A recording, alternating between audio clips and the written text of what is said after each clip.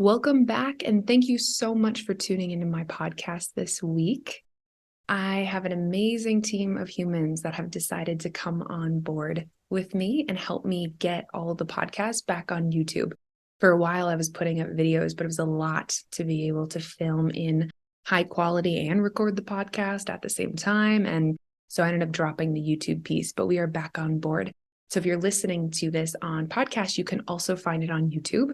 And if you found it on YouTube, you can also listen to it on Spotify, Apple, Google Podcasts, all that good stuff. So diving in, we are going to play in the topic of authenticity today.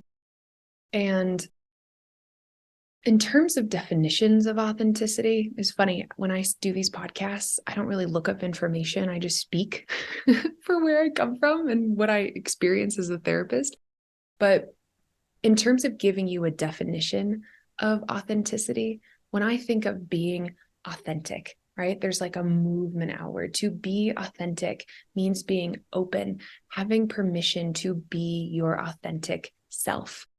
And a lot of being your authentic self means being your soul, being that ancient, wise, knowing being, knowing how you feel, having permission to express how you feel. There's not that inhibited feeling, right? There's permission. And being in your full authentic selves is one of the highest spiritual frequencies that you can hold in yourself. It's what people crave, right? We crave this like freedom. We crave this opportunity to speak our full truths, to create, to have that flow. And we're going to go into what it means to live an authentic life and also bring in the perspective, because I'm always working with sensitive, empathic, intuitive people, star seeds, things like that, what the additional challenges are.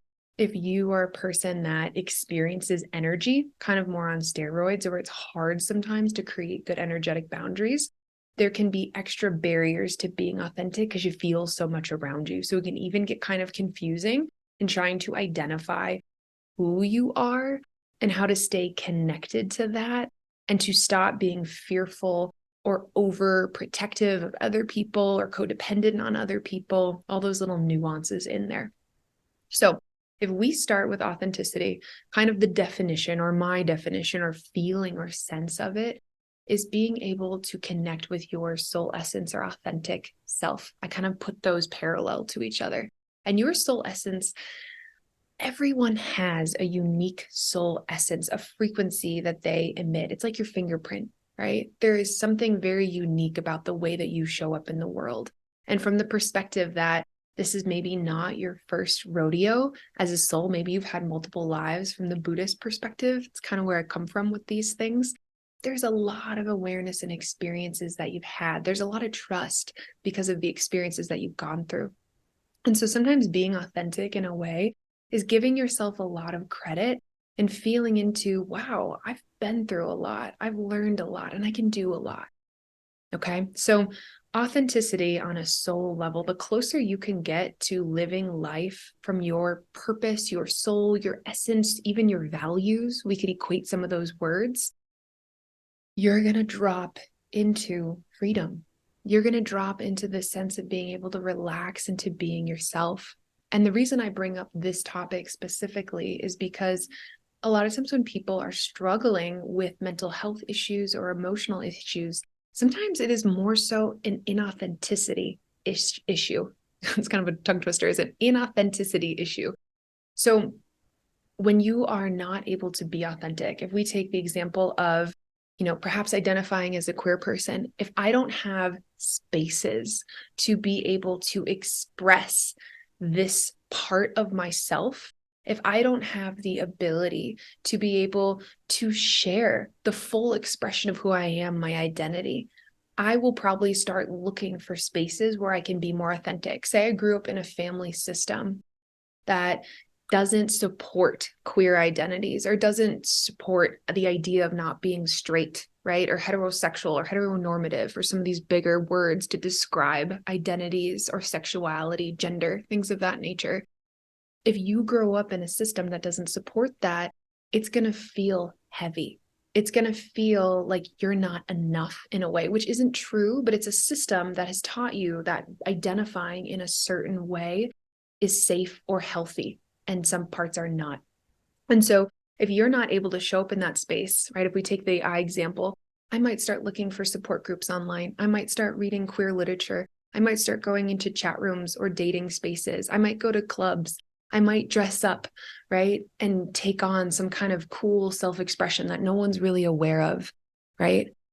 I might start following people on Instagram that I'm really inspired by because they get to be their authentic selves. And so it allows me to feel lit up. When I bring up examples like this, the reason I'm speaking to, and this is a big one around authenticity, around identity, right? In this sort of space, is that it's pretty hard to down your authenticity long term. So if you're not being in your authentic self, right, it might come out in really obscure ways. It might come out in really unhealthy ways, and it might cause anxiety and depression, because being your authentic self is what you're here for. You're here to learn and grow and get closer and closer to being your brilliant, authentic self. Because purpose, passion, alignment, all these great, lovely joy, love, they all come through authenticity, courage, confidence, right? So if we take another example, maybe a smaller example, but still kind of big, say you are a person that is working a job. Say you have an entire family, say you have 3 kiddos, and you're working in the business world, in the sales world, and you really don't like the product, you don't like the people you're around, it doesn't feel right, and yet you feel caged. You feel like you can't walk away because there's people depending on you for income. And yet maybe in the background, maybe in your mind all day at work, or maybe even on your drive home, you're thinking about when you were growing up, there was a love of writing. There was a love of art. There was a desire to create, to offer those things to people. And so sometimes maybe when everyone goes to bed and you're sitting there alone at night reading your favorite book, you dream of creating a business where you can write things for people and create art or bring in creativity. Maybe that looks like being some kind of website creator where you write people's websites in a certain field and you create logos, or you create different branding or design, and that just lights you up.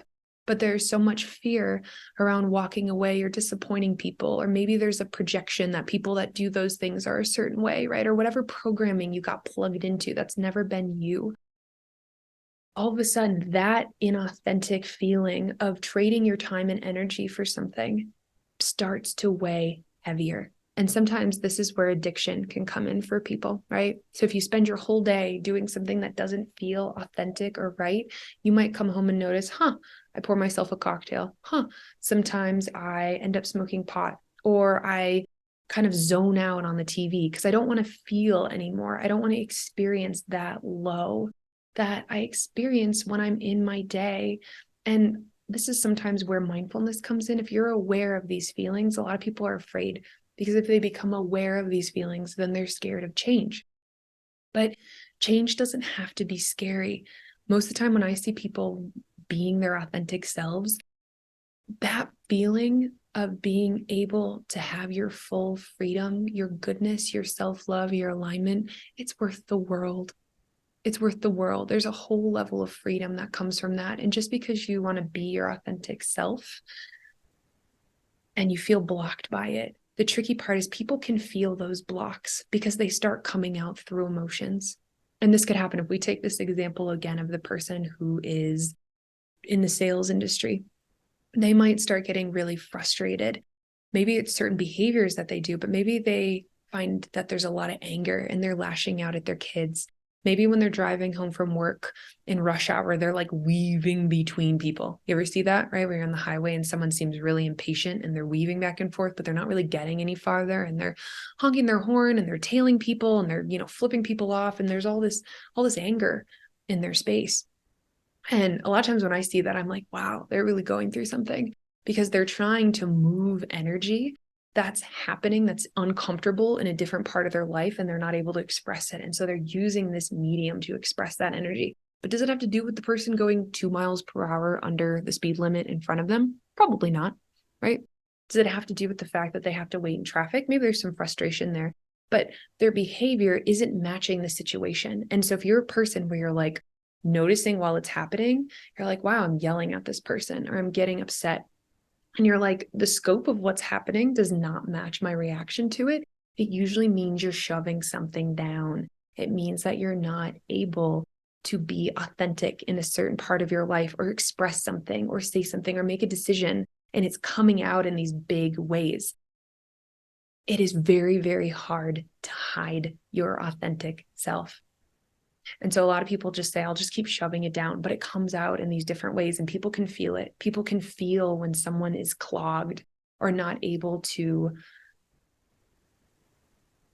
have that freedom. We can feel it in people. We really, really can. So how does this relate to people that are sensitive, empathic, intuitive, my star seeds, all you beings out there, more and more people identifying, myself is included in that? How do we work with energy differently, right?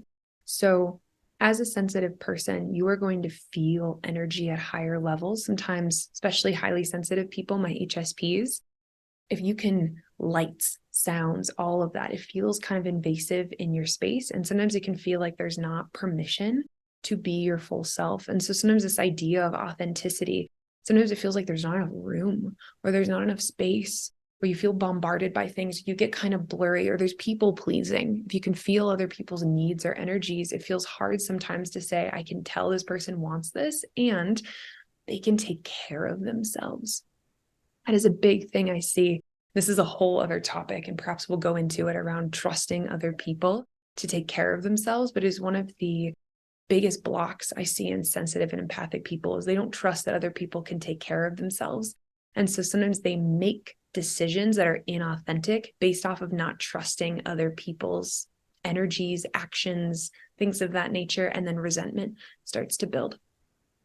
So again, sensitive, empathic, intuitive people, you've really got to ground your space. You really got to map out what your feelings are. And you really got to send energy back from other people and trust that other people can take care of themselves. Because if you mistrust that, that is one of the, in my opinion, one of the most unkind things you can send people, right? Around like, I don't trust that you can do that. I don't trust that you're strong enough. I don't trust that you can make it through that.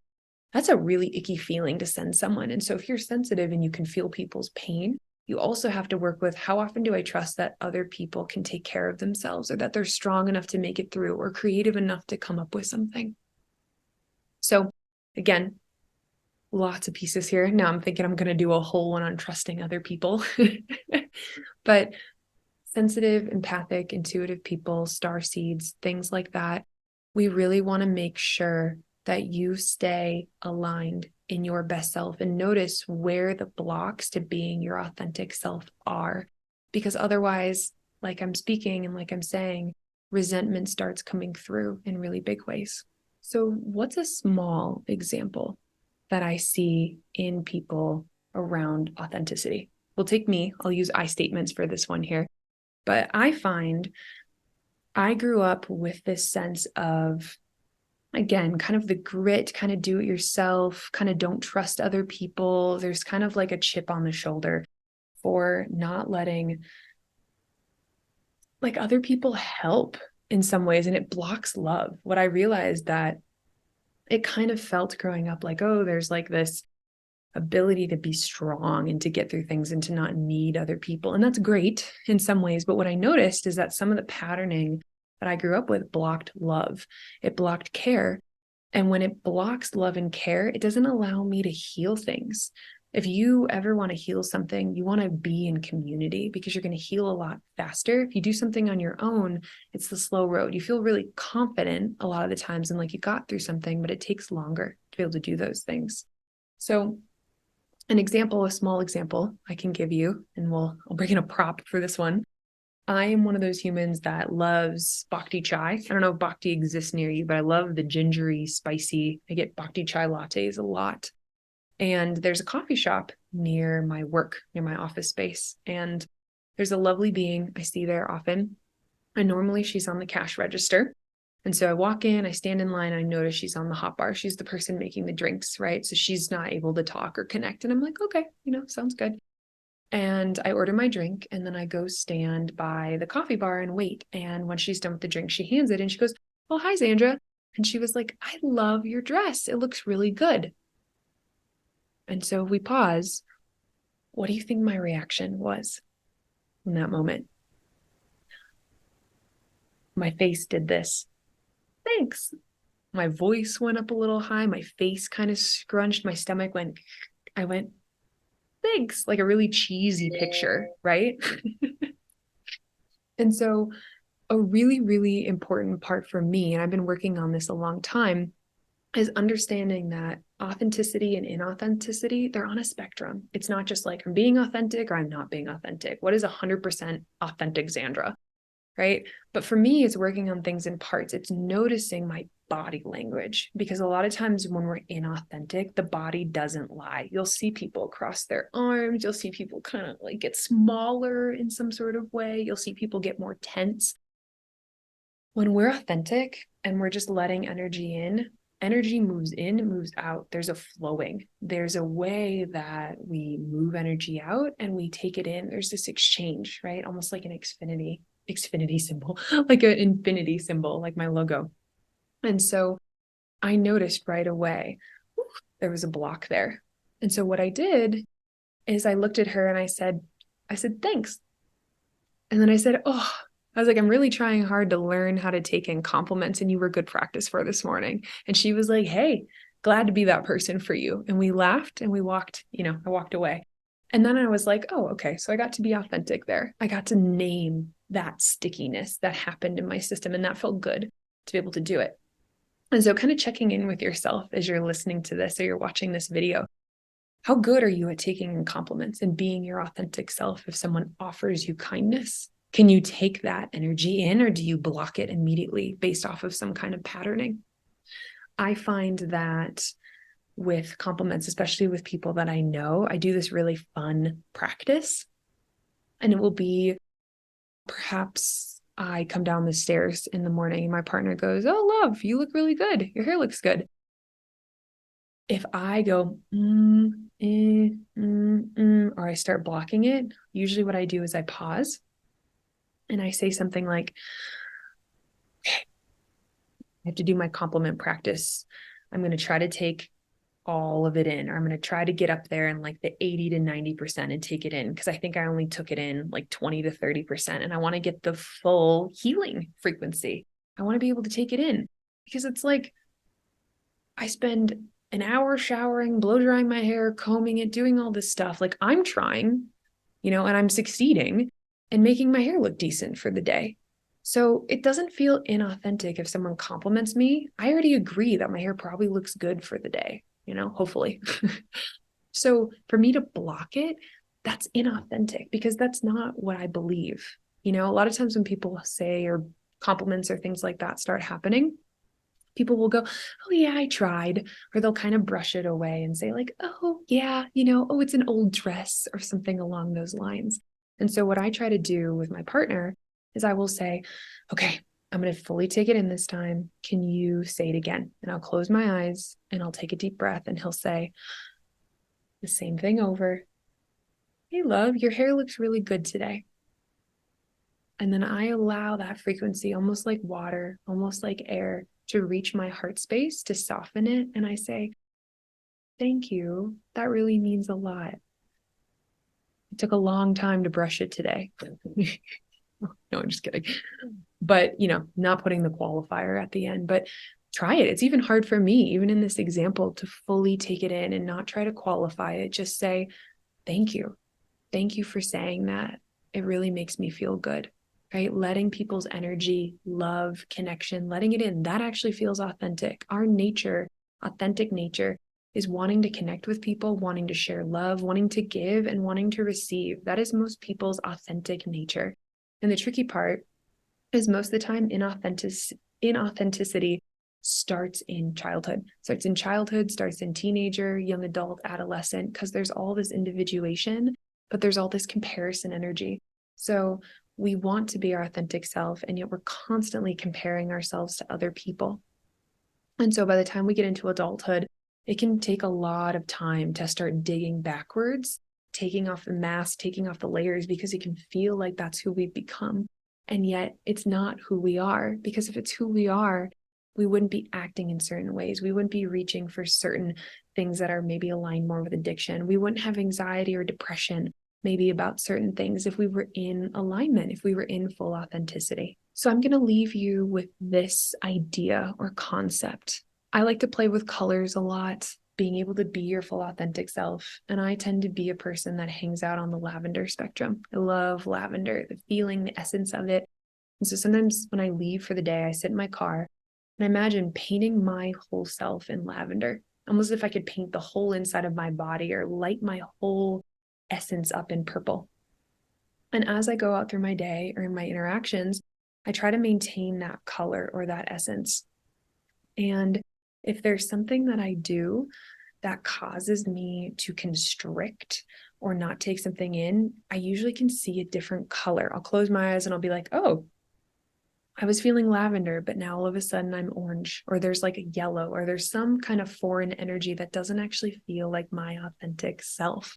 So it's a fun way to check in around, ooh, did I change? Did I become inauthentic? What happened there?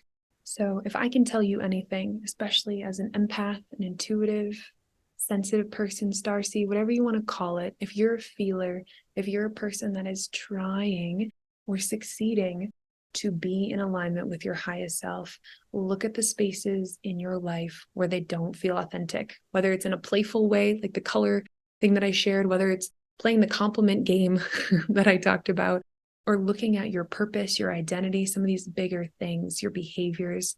Look where inauthenticity is happening, because I can guarantee wherever you are inauthentic in life, it's going to come out sometimes in unconscious ways or in emotional difficulties, mental health, some of these spaces. Being in your authenticity is one of the highest spiritual alignments you can have. And it brings joy, freedom, courage, confidence, all these things that we crave, right? All this energy that we long for to be our full selves, to have that freedom. Authenticity is the way that paves it. Thank you so much for listening to my podcast this week, watching my YouTube video. If you are interested in getting more in alignment with yourself through authenticity and don't know where to start, if you are a Colorado resident, I have therapy online or in person. My office is in Boulder, Colorado. Can't see it right now, but there is this massive, massive weaving of plants around the room behind here. So if you like plants, you're in for a treat. And if you are somewhere else in the country or the world, I also offer psychic readings and do spiritual coaching, things along that nature to help you drop in. So feel free to visit my website to learn more about what I offer. Thank you so much. And as always, sending so much love.